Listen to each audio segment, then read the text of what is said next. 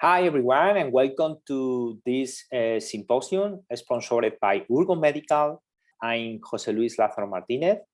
I'm a full-time professor at Complutense University in Madrid, Spain, and I'm the head of the diabetic food department at the same institution. So it's a pleasure to me to share this session with another very important speaker and key speaker in diabetic foot ulcer. First of all, I would like to introduce Professor Mike Edmonds. He's a diabetic foot doctor at King's College Hospital. He is the leader and the founder of the diabetic foot clinic at the same institution. Professor Mike Edmonds has a long-term experience in diabetic foot ulcer. He is, without any doubt, one of the pioneers in diabetic foot among the world. He's going to deliver a lecture about the lesson that we learned from COVID in diabetic foot ulcer care. After Professor Mike Edmonds, we have with us Dr. Marco Meloni. Dr. Marco Meloni is from Italy, from Rome. He's a doctor, he's a geriatric doctor, but he with a specialization in diabetic foot ulcer, diabetic foot disease too. He's working at Tor Vergata University, and he has a long-term experience as researchers in diabetic foot fields and as a clinician and physician in diabetic foot care. And finally, I'm going to close this symposium with my lecture, and we can spend some time for question and answer. I hope that you can enjoy this symposium, and I give the floor to Professor Mike Edmonds. Hello, everyone. It's a great pleasure to be with you. I'm going to talk on what lessons have we learned from COVID-19 in diabetic foot ulcer care. The COVID-19 pandemic has taught us to modify the organization of diabetic foot care, to adapt fast-track pathway, to adjust the treatment of patients with COVID-19 and diabetic foot problems, to examine the outcomes of diabetic foot care, and to promote early referral and diagnosis, using the ACT NOW acronym as an example. So how has wound care organization been impacted by the pandemic? Initially, patients were reluctant to attend appointments at hospital, and indeed there was a lack of hospital beds.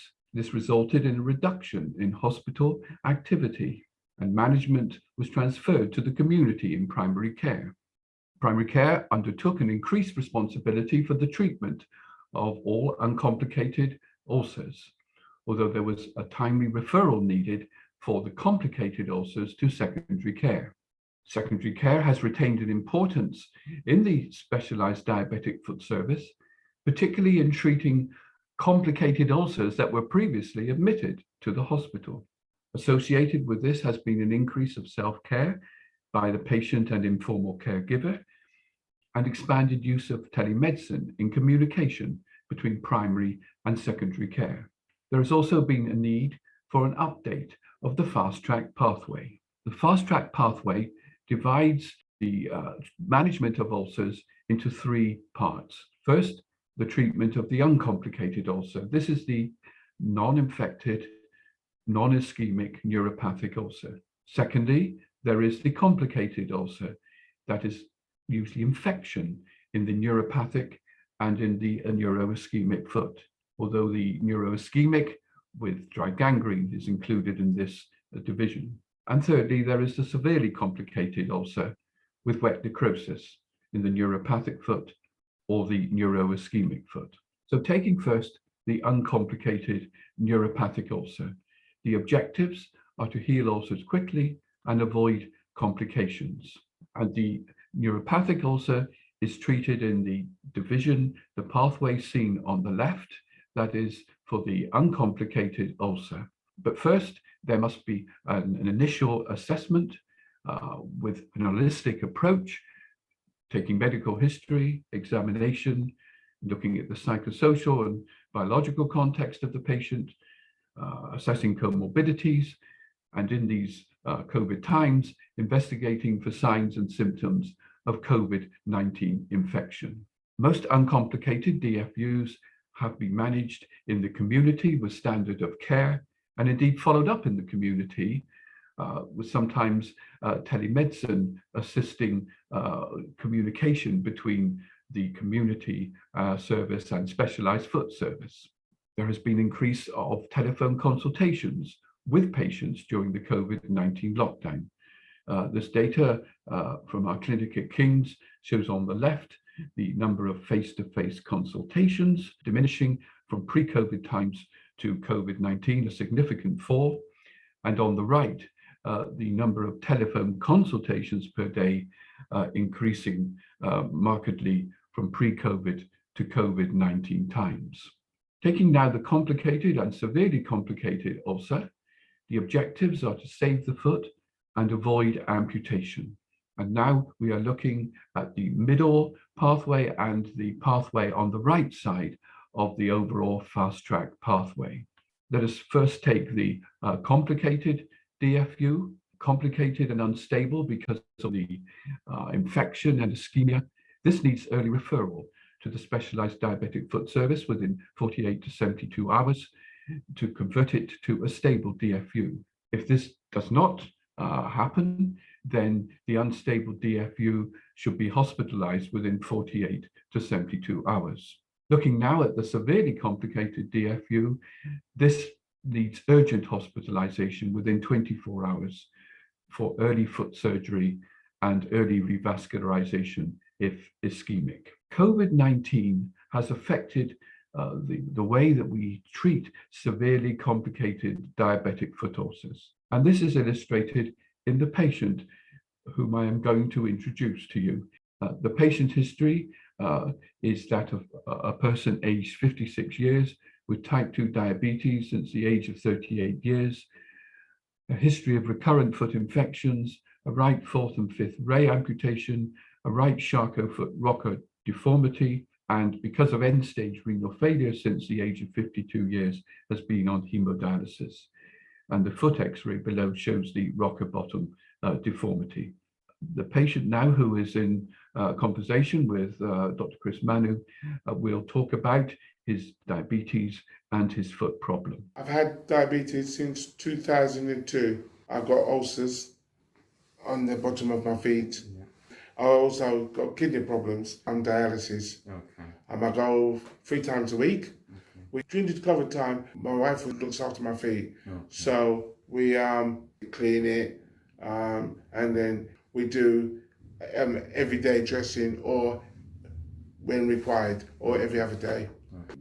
Because of the COVID and the situation, it was still okay getting appointments, but sometimes because of how things were, it was slightly difficult getting there. And what happened was, I had a wound which my wife was looking at, but unfortunately we didn't realize how bad it was. I went to my normal dialysis. During dialysis, I had a high temperature. I didn't realize my foot was very badly infected. After that, I ended up being admitted into hospital. So by the 7th of April 2020, this patient was unwell.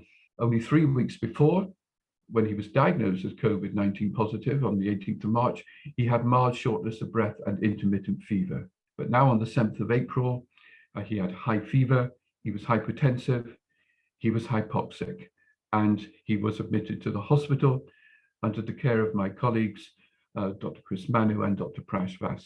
His blood investigation showed a CRP of 402, a white blood count of 15.58, neutrophils of 12.35, and the diagnosis was of sepsis. Was this due to a foot infection or due to his COVID-19 infection?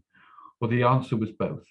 In his foot, he had extensive necrotic plantar foot ulceration, and he had widespread consolidation on his X-ray, more marked on the left side. It was very, very difficult time because I was really ill. The wards were jam-packed with COVID patients, and I had to have like an emergency operation because it was pretty serious, and they had to do emergency operation on the actual ward itself. Okay. I thought I would. Well, they thought at one stage I was going to lose the foot because it was for amputation because it was that bad. His treatment was high flow oxygen for his COVID-19. He was treated with antibiotics, teicoplanin, clarithromycin, and ciprofloxacin initially for his foot, but his blood cultures grew a Bacteroides, Veitioteomicron, and his foot tissue grew mixed anaerobes, and he was changed to metronidazole. He was very unwell.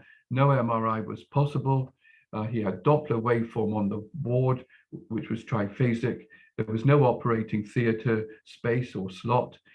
Theatres were occupied by ventilated patients, and he underwent surgical bedside debridement on the ward by our orthopedic colleagues, Professor Kavathapu, and also our diabetic foot practitioners.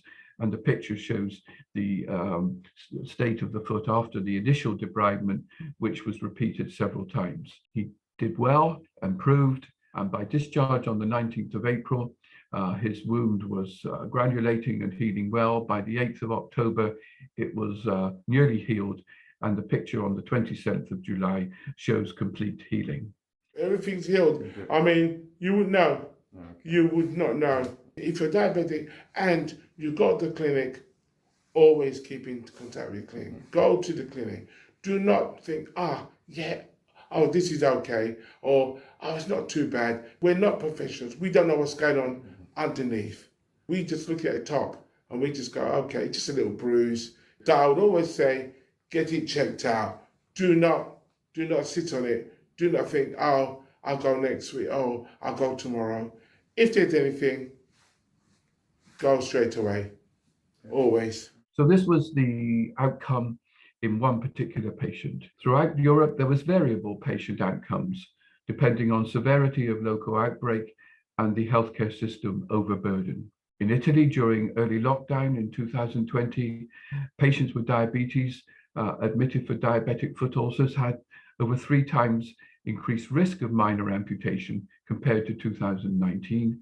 In Germany, the pandemic had a negative impact on wound care, including diagnostic workup, hospitalization, and access to the primary care physician. But there were no significant changes on home care and in wound-specific quality of life during the pandemic. In France, we have data for hospitalizations for foot osteomyelitis among people with diabetes, comparing 2020 with 2019 during and after lockdown. The red line indicates the numbers in 2020 during COVID, the blue line in 2019. Hospitalizations for osteomyelitis and DFU decreased drastically during lockdown. After lockdown, the number of hospitalizations was still significantly lower versus 2019, and the trend was the same for hospitalizations for lower limb amputations. And this trend was also seen in England. The left-hand panel shows the number of major amputations, and you can see a slight reduction in the number of major amputations during COVID. There was also a reduction in the minor amputations seen on the right in COVID, more markedly so in the initial COVID months of April to June. However, the background number of major amputations remains high, and coming out of COVID, we still have to ask the question, how can we achieve amputation reduction? Of course, we've got to prevent the development of ulcers in the first place, make sure there is appropriate referral of complicated DFUs, and heal ulcers as quickly as possible. Education is the key for patients to present early for advice from healthcare professionals. And early in the pandemic, the IDEAL group put forward and developed an acronym, ACT NOW, to highlight warning signs of amputations. And if the patients recognized these problems, this should give them confidence to seek early advice from healthcare professionals. So in summary, the key learnings have been increased role of primary care, with increased support of primary healthcare professionals from vital communication between primary and secondary care. The fast track pathway has been adapted supporting specialized diabetic foot service and secondary care for complicated ulcers. And throughout, there has been promotion of early diagnosis and referral. And the ACT NOW acronym may help us in this regard. I am now going to pass over to my colleague, Dr. Marco Meloni, who will take on the story. Good morning to everybody. First of all, thank you to Urgo Medical for invitation, for this opportunity. It's my privilege to be here with two great colleagues and friends, Professor Michael Edmonds and Professor Lazaro Martinez. It's also my opportunity, a great opportunity for me to speak about this important message, this important topic about the need of increase the knowledge among non-specialist healthcare we can work with the patients with diabetic foot ulceration. So we know very well that nowadays we have a specific indication, specific protocol for managing patients with diabetic foot ulceration, thanks to specific guidance related to this important problem. But I think that there is a very important missing section, very important missing message. It is the time of referral, because timing of referral is an important opportunity, because if we have early referral, we can avoid in many cases minor amputation, major amputation that can be virtually avoided.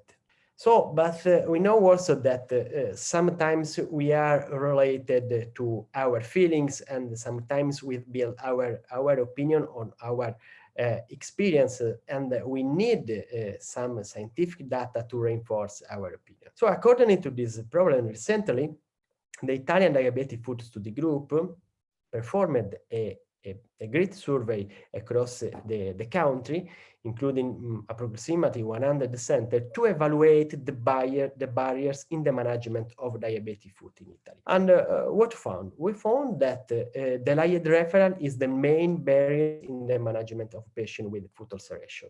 So also in a country like Italy, in which we have one of the lowest rates of limb amputation, there is also important issue that should be improved by communication, by collaboration, and by increasing knowledge and awareness. So according also with this problem, as presented in the previous talk of Professor Edmonds, recently by the International Diabetic Foot Care Group and the Foot International, the fast-track pathway for diabetic foot ulceration has been proposed as a specific document for improving early referral. The document has been implemented in different countries, including also Italy, and recently, after 2 years of implementation in the center of Italy, we evaluated the effectiveness of the fast-track pathway in this specific area.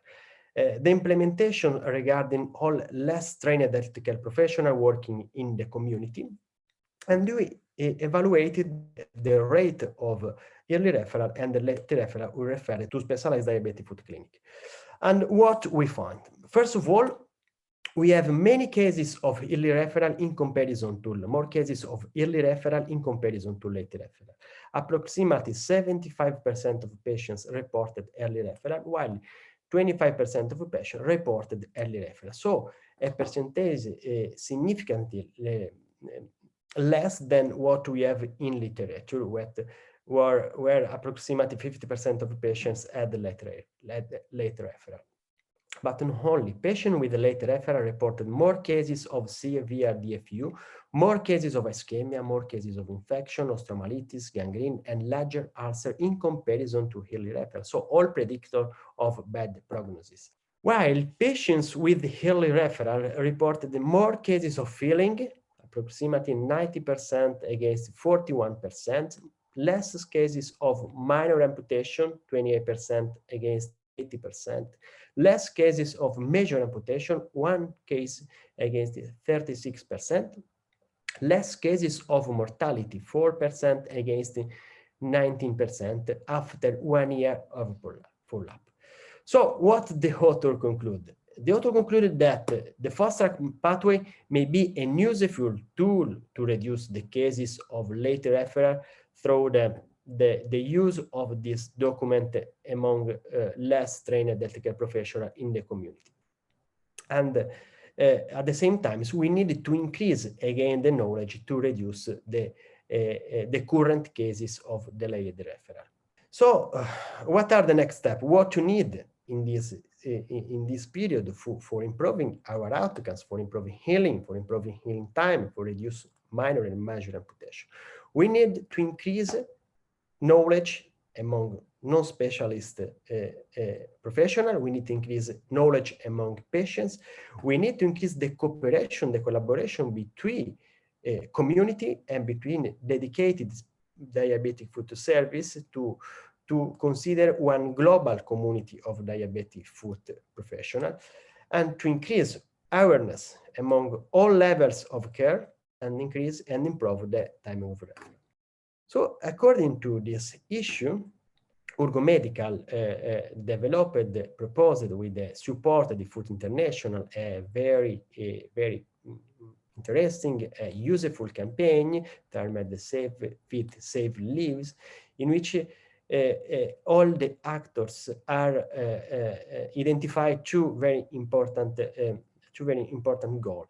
The healthcare professional, specifically the less trained healthcare professional, and the patients, with the aim to early identification of patient at risk and the patient with diabetic foot ulceration, to have an appropriate referral for each cases according to the severity, and to improve education also among patients. This campaign proposed also a very interesting platform, web platform for healthcare providers. Inside this web platform, there are different sections. In each section, there is a specific pathway, a specific flow. There is a section dedicated to diabetes complication, and to diabetic foot ulceration,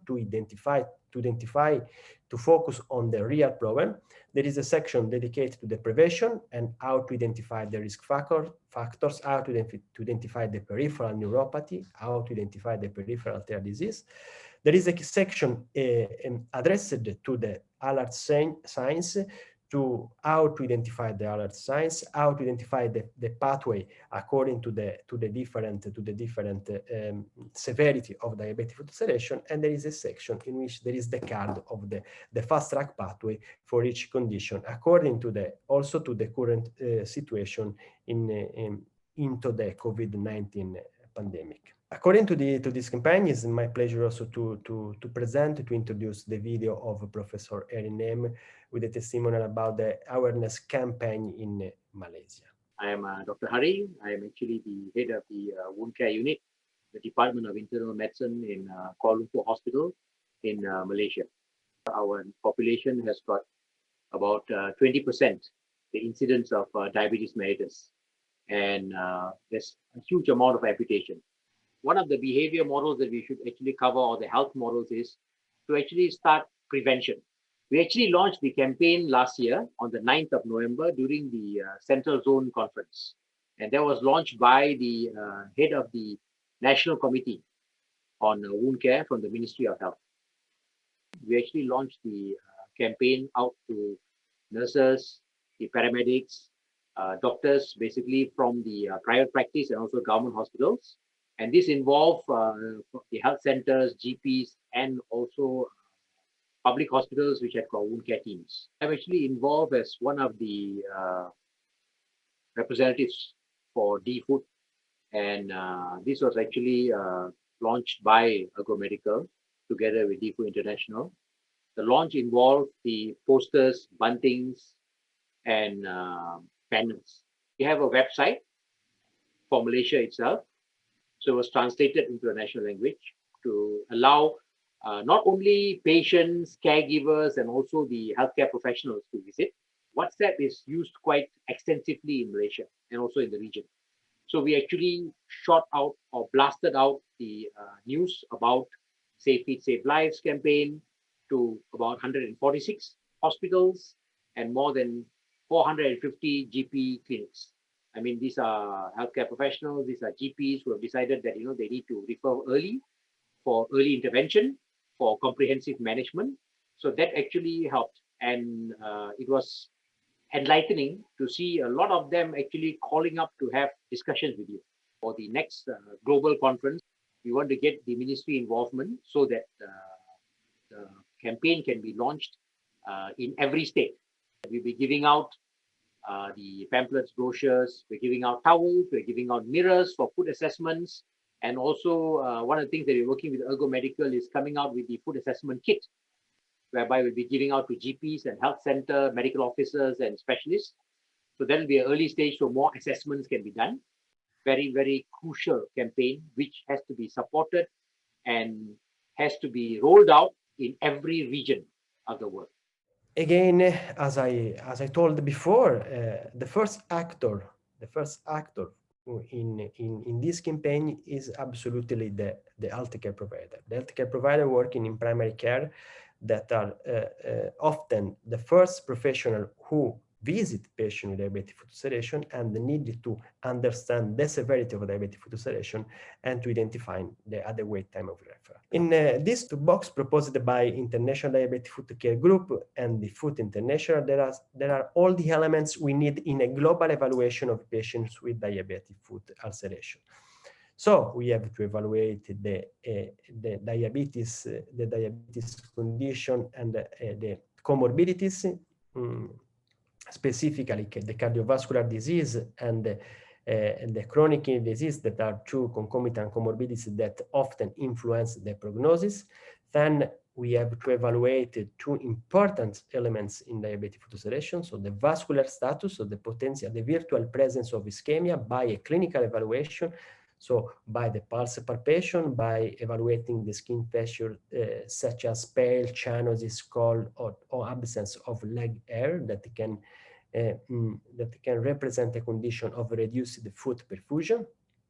Then we have to evaluate the potential signs of infection, such as the presence of pain, the presence of cellulitis, pus, or other signs such as the presence of positive probe-to-bone test, probe-to-bone procedure, the presence of increased exudate, undermining edge, fistula tracts, bad odor, but not only, we have to evaluate also a hidden or evident systemic signs such as fever, asthenia, increase of inflammatory index, the increase of glycemic levels. Then we have to focus also to the local conditions. So we have to know what we have to do. We have to perform regularly an adequate debridement, better by sharp surgical approach. We have to select an adequate offloading according to the ulcer location, according to the patient activity and to food deformity. And then we have to choose an adequate dressing according to the local conditions. So a specific dressing in the case of concomitant infection or in the case of not infection, and specifically in the case of neuroischemic ulcer, we have to use the sucrose octasulfate according to the guidance, and we have to use also the sucrose octasulfate in the case of not improved ulcers after 2 weeks of treatment according to the standard of care. But we have also important message for patients, because the patient have to know the pathology and the risk related to diabetes and diabetic foot ulceration. Each patient should check the glycemic level, should check adequately the foot, should perform an adequate foot care, and should wear an adequate shoes, therapeutic or preventing footwear according to individual condition and according to the healthcare professional prescription. So otherwise, in the case of diabetic ulceration, again, the Foot International with International Diabetic Foot Care Group have proposed a simple self-care instruction by a very fluent card in which patients, relative or caregivers have what they need for a simple medication, such as gloves, sterile solution, gauzes, bandage, dressing, and tape, for example. And in this card, we have step by step what we have to do in the case of simple medication. So the first step is to wash our hands. Then we have to apply sterile solution in the wounds. Then we have to observe the suspect signs of infection, such as exudate, bad odor, the warm, pain, or also to ask about side stages such as fever or increase of glycemic level. Then we have to remove our gloves, take a picture to share the current condition with more trained healthcare professional. Then we have to put again the gloves, apply the dressing, and finally, last but not last, apply also the offloading also in patients that stay at home, because it's very, very important to reduce the pressure in the ulcer area. Another important element, I think, in this campaign, but not only in the future, in the current moment, but also in the future, is to have a specific tool to coordinate the work of less trained healthcare providers and all people working in the community, and the more trained healthcare provider specifically dedicated to diabetic food. And we can find this help in a very stimulating app that is Helico. Helico is an app that has been created to share information among different levels of healthcare professionals, dedicated to all healthcare professionals who manage patients with wounds, including also diabetic wounds, because we have by this app the possibility to chat and to share all the information about the wounds, about the patients by a simple message. We have the possibility to see to share the wound progress. So if we have an impairment or if we have an improvement, we have the possibility to share photo and information about the patients. We have the possibility to see immediately in this time the standard of care and to apply directly the standard of care to the patients. And another important message, another important point is that all data are safe for patients, for the privacy of the patient.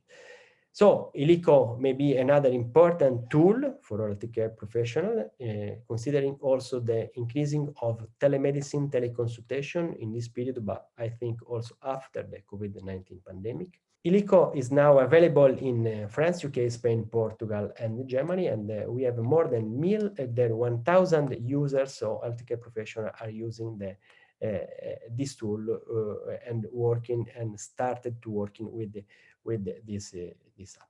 So thank you very much for your attention. Thank you very much, Professor Edmonds and Professor Marco Meloni, for the great presentation that you did. I'm going to talk about another topic in this symposium concerning closing more wounds sooner to maximize its patient outcomes. So I would like to remind something that has been talking previously about the management of diabetic foot ulcer. So I think that everybody knows that the standard of care of the diabetic foot ulcer includes offloading, the restoration of the perfusion of the limb, the control and management of the infection, control the metabolic levels of the diabetes patient, and of course, an effective local treatment. One thing that is important to remind is that when you are treating a diabetic foot patient, when you are treating a diabetic foot ulcer, local wound care is quite important, but if you miss or you are forgetting the rest of the element of the standard of care, is very, very difficult that you can achieve a very good outcome in your patient. So in summary, we can say that all these elements has to work together in our patient in order to achieve the better outcomes. But at the same time, the local wound care is another important part, or has another important, very important role in the management of diabetic foot ulcer, and specifically to use all the local treatment or local therapy that are supported by the best evidence that we have so far. So following with this argument, TLC nose dressing is the only dressing recommended by international guidelines to treat diabetic foot ulcer. This recommendation is coming from two prestigious institutions. One of them is the NICE guidelines, the last guideline including the recommendation to use TLC nose dressing for treating diabetic foot ulcer for the benefits in reduce the cost, to increase the quality of life of the patient, and of course, to achieve better outcomes of the patient. The other recommendation that we had concerning TLC nose dressing is coming from the International Working Group Diabetic Foot Guidelines. So in the last edition of this guideline in 2019, the recommendation for use this kind of dressing for treatment and neuroischemic diabetic foot ulcer has been included at the charter concerning local wound care. The more important thing is that it's the first time ever that a dressing has been recommended by the International Working Group Diabetic Foot Guidelines. And this is because it's the first time that one dressing has enough level of evidence for supporting this recommendation. A part of this important milestone behind the TLC dressing, we have another recommendation during the last pandemic time. In this sense, the International Working Group developed some specific recommendation for some specific condition of the patient. And they launched another recommendation according to recommending the use of the TLC nose dressing for all diabetic foot ulcer during the pandemic. The main argument is because this kind of dressing have the best level of evidence available so far, and that it is a simple therapy that you can use in every setting. So according with this recommendation, the International Working Group Diabetic Foot Guidelines are recommending to use globally, are recommending to use regardless the etiology of the diabetic foot ulcer has. But the question is why this recommendation has been included by these prestigious groups. So the answer is very simple, because the TLC nose dressing has a high level of evidence in all the part of the pyramid of the evidence, coming from the base, from the expert opinion, clinical case series, and going up until RCTs and till meta-analysis and systematic review. And this evidence is coming from diabetic foot ulcer, but is coming too from less ulcer. So we can say that all the evidence behind the use of TLC dressing are very consistent and are very strong. So for this reason, I think that is something that we need to take into consideration when we are treating patients with diabetic foot ulcer. Without any doubt, the main or the stronger evidence that are supporting the recommendation of the use of TLC nose dressing in the treatment of diabetic foot patient is behind or is coming from the Explorer study.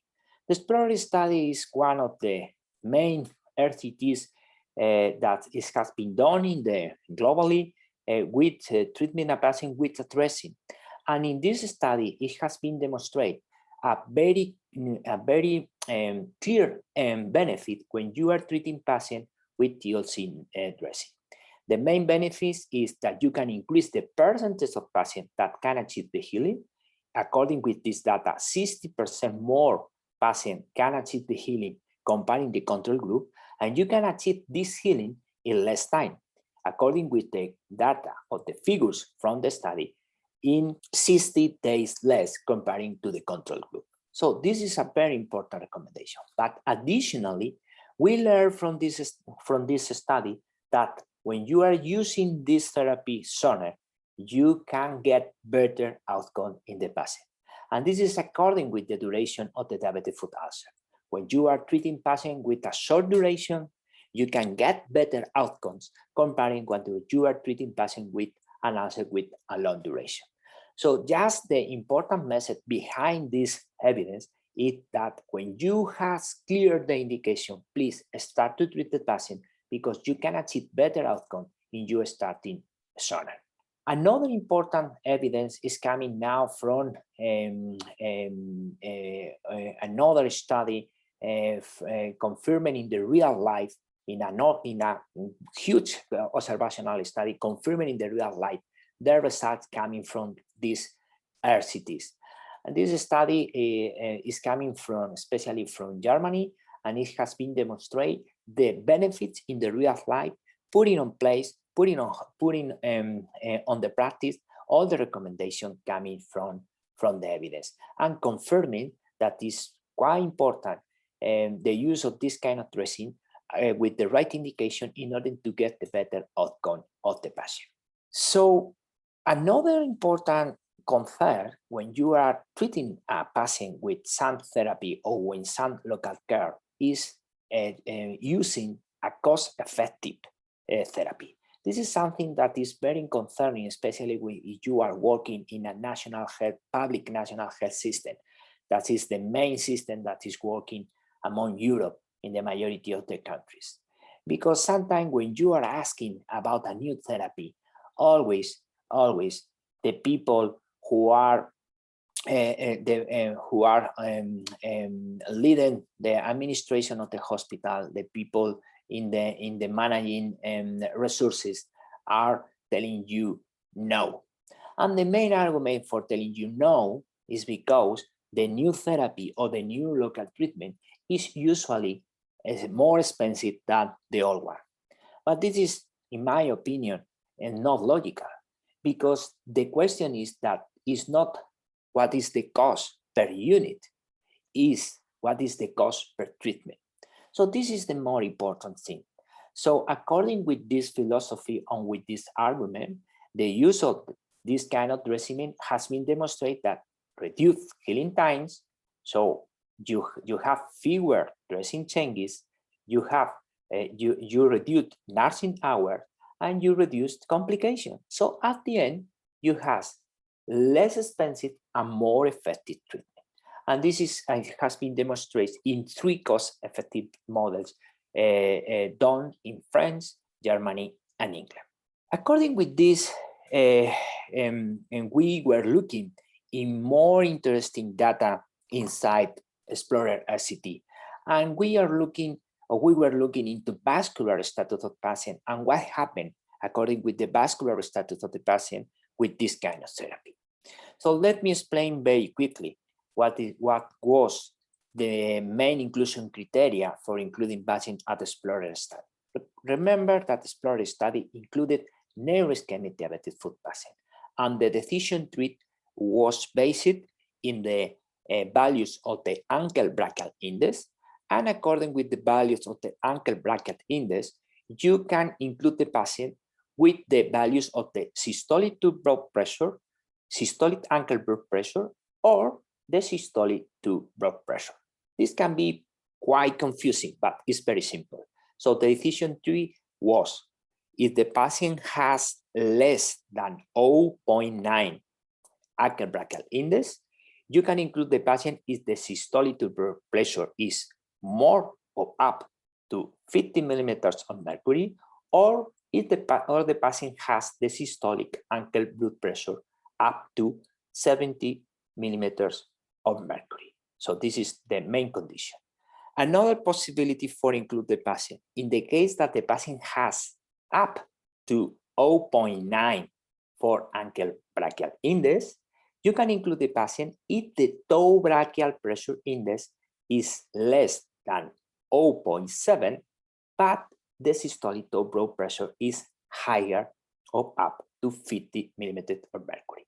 In summary, we included as a Explorer study neuroischemic patients. So patient who has some level of ischemia, but in which or in who is able to get the healing or to achieve the healing.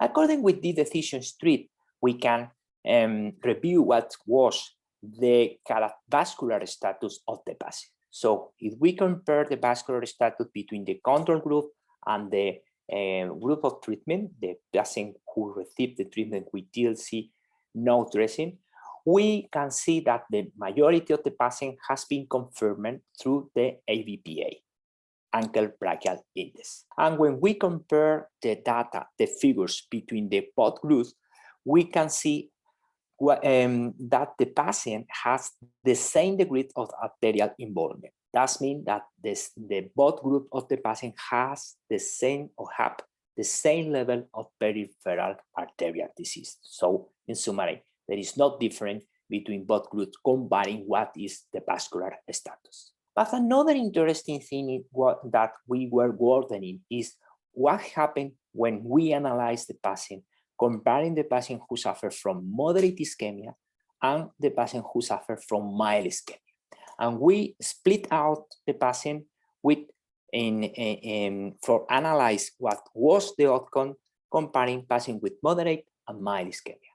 We define patient with moderate ischemia in the case that the patient has ankle brachial index less than 0.7 or a toe brachial pressure index less than 0.5. And we classify patient with mild ischemia when the patient has an ankle brachial index up to 0.9 and toe brachial pressure index up to 0.5. So in this sense, we analyze the both group, all the patient and the patient who received TLC nose and the control group. And according with this, we analyze what were the outcome. And we can see in this slide that the result observed in the limb ischemia severity subgroup are coherent with the significant TLC nose effect on the bone closure rate. So that means that the patient who received the treatment with TLC nose dressing healed in more percentages, comparing with the mild to moderate. Of course, the difference was higher in patient with mild ischemia comparing with the patient with moderate ischemia. But in this case, with a difference of 74% in patient with mild ischemia, comparing with 36% in patient with moderate ischemia. So in both group of patient with moderate and mild ischemia, we saw a benefit of the use of TLC nose dressing, but of course, we saw a better benefit when you are treating patient with a better vascular status. That is absolutely logical. According with this result and according with the recommendation coming from the guidelines, we have now a strong evidence and several recommendations coming from different international guidelines. And the question is how to apply this recommendation in the daily practice, or in another way, why we don't apply still or yet in the daily practice this recommendation. Let me show some clinical case, very, very simple. So for instance, we have these cases for a neuropathic diabetic foot ulcer. In this case, this is a patient who has a just pure neuropathic diabetic foot ulcer, and in which with the treatment of TLC nose dressing, we can achieve the healing in only 8 weeks. That means 2 months. So, and it's very logical. Why? It's neuropathic. Yes, we can we use this dressing in neuropathic patient? Of course, because we demonstrate that when the patient has a better vascular status, the achieve or the outcome is even better comparing with patient with worse vascular status. This is something very, very logical. Can we use this dressing with a patient with a highly exudating diabetic foot ulcer? For instance, this is another patient with a neuropathic diabetic foot ulcer with a highly exudating, and we can achieve the healing in the same time with the previous patient, 8 weeks, 2 months. Just neuropathic, in 2 months, you can achieve the dressing. You can use in combination with other dressing that can control and can manage the exudate. But if you are using this dressing from the beginning, remember, the sooner the better, you can achieve a very good outcome. And you can use even in combination with other advanced therapy, for instance, with disposable negative blood pressure therapy, in this case, and in which we can achieve in a neuroischemic patient, we can achieve the healing in only 12 weeks. So, in summary, we can say that we have strong arguments recommending the use of this treatment. We have recommendation, and of course, we have the demonstration in the daily practice with these clinical cases that this dressing is working. So, in summary, for this discussion, we can say that COVID-19 has durable modified diabetic foot ulcer management, especially that means that it has been a decentralization of care, giving more responsibility to not specialty. And in this sense, it's very important the time to referral in order to avoid complication. This is quite important. Another consequences for the COVID-19 is that we need to educate better for not specialists, especially for those persons that are not very good familiarized with the management of diabetic foot ulcer. So the education of this not specialist is key. And finally, remember that TLC nose dressing, Urgo Star, has a strong evidence that has been demonstrated a very hype and a very big benefit when you are using in passing with diabetic foot ulcer, regardless the etiology that the patient has. So thank you very much for your attention, and we can start now with time for question and answer.